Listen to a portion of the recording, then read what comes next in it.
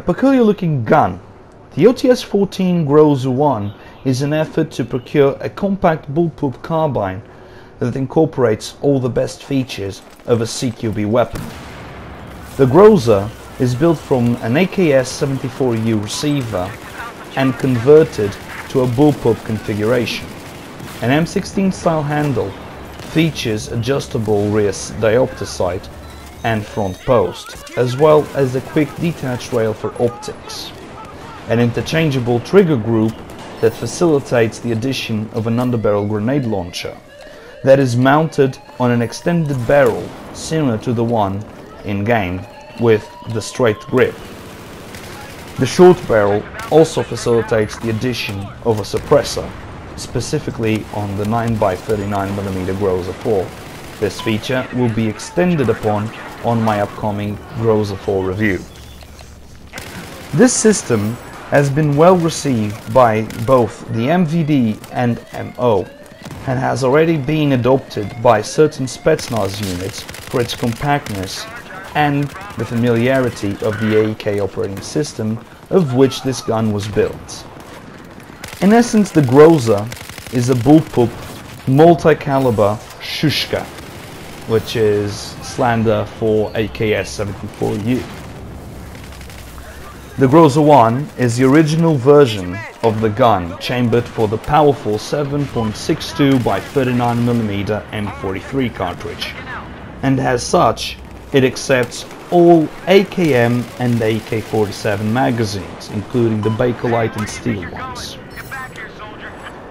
Ballistically, since the gun uses the AKS-74U gas system in conjunction with the M43 cartridge, the rate of fire gets increased from 700 to 750 rounds per minute, and the short barrel reduces the muzzle velocity to roughly 700 meters per second, depending on ammo type. The OTs-14 Groza-1 has to be one of the ugliest guns present in Battlefield 4, looking as if the Bulldog assault rifle and the RPK machine gun had a night of rough sex, and the Groza is the bastard child that resulted from that car battery, bullwhipping, BDSM filthy night. But if you as a shooter ever heard the phrase, "Don't judge a book by its cover," you can be sure to apply this to the Groza-1 carbine, since this gun is the real CQ beast. So let's look at what makes this gun the highest DPS carbine in the game. It deals a max damage of 30 up to 8 meters when it starts to drop off until 52.5 meters, then dealing 16.7 damage, making the gun a 4-shot kill up to 24 meters and a 2-shot headshot up to 29. This, with a rate of fire of 725 rounds per minute, gives it unmatched stopping power in its category. The reload animation is actually similar to that of the Bulldog, and as such, it will take you 2.5 seconds if you still have a round in the chamber, otherwise 3.35, due to the AK overall that is employed. If you have to go through that longer animation though, you might want to pull back or switch to your secondary. Yeah, although most people might think you could pack a 44 Magnum or a Mez leg with it, I disagree. With this gun you're going to be fighting close quarters, so pack something that complements the gun and does not balance it out.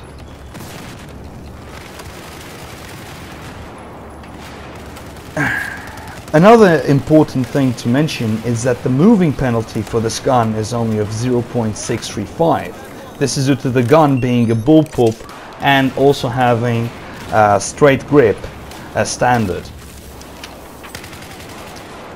Now, as with all CQB guns in Battlefield 4, the Groza is somewhat nerfed at range, with a base spread of 0.35, a spread increase of 0.0113, and a decrease of only 8.2 per second. This is further aggravated by a 400 meter per second muzzle velocity versus the real life 700 meter per second, roughly, and an aggressive recoil pattern of 0.57 vertical and even to the size of 0.4. And further worsening the situation, a 2.1 first shot recoil multiplier. That would not be much of a problem on other guns, but this one has a 0.57 vertical, so you end up with a 1.14 vertical recoil for the very first shot, thus making tap firing the gun somewhat irrelevant beyond 30 meters, and basically restricting the gun to roughly that range of engagement.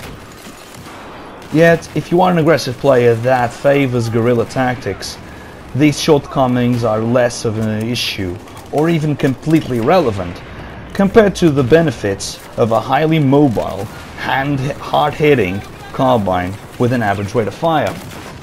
I tend to really like the Groza. About everything about her stats, except for the looks. The looks, man. The looks. She is one ugly gun. So much that, due to the size of it and to the fact that it's based off the AKS-74U, I decided to call it Malinkaya Shushka, which means midget bitch. Little midget bitch, technically. So yeah, I do find it to go pretty well with both the assault class and the support class if you're playing on a really aggressive role, depending on the map size. If you want to use this on the assault class, make sure to do that on maps like Lorca, where you can really go extreme close quarters and not end up spending too many rounds. Yet I would advise you with going with support, since you do carry one less mag than other 30 round mag capacity guns. So even with the offensive field upgrade, you might end up running out of ammo really fast due to the spread, due to the fact you're going to have to shoot a target multiple times beyond 30 meters. But overall, the added mobility and the good moving accuracy of this gun makes it, for me, one of the favorites if you're gonna just rush in there and deal a lot of damage really fast and then pull out. So guerrilla tactics really are the way to go. By guerrilla tactics, I mean you run to a position, pop up, take a couple of shots, go back, keep moving, shooting on the move, all that stuff. It makes you hard to hit, hard to identify, and basically catches the enemy by surprise. It's a very important element with this gun, since it doesn't really leave much room for mistakes. So as you can see in the video, I do have some trouble hitting long-range targets, sometimes spending more than 20 bullets to drop a single target. But more often than not, you will be able to get multi-kills with a single magazine due to the high damage output of this thing within close quarters. Just don't try to go over 30 meters. That's my honest advice. It just will not deliver. It is actually interesting that DICE decided to introduce this gun. It's a little bit more variety to what we have been having in Battlefield since the beginning. We would have the Ace-52 CQB, that was a great carbine that basically had a little bit more punch to it, and that was one of my favorite guns. A lot of my friends also enjoy that gun a lot due to its versatility. Well, something this gun is not. That is why I do not advise you in any way to run it with neither the Engineer class or the Recon class. Well guys, this was the Groza-1 review. I hope you enjoy it and stay put for upcoming reviews, including the Groza.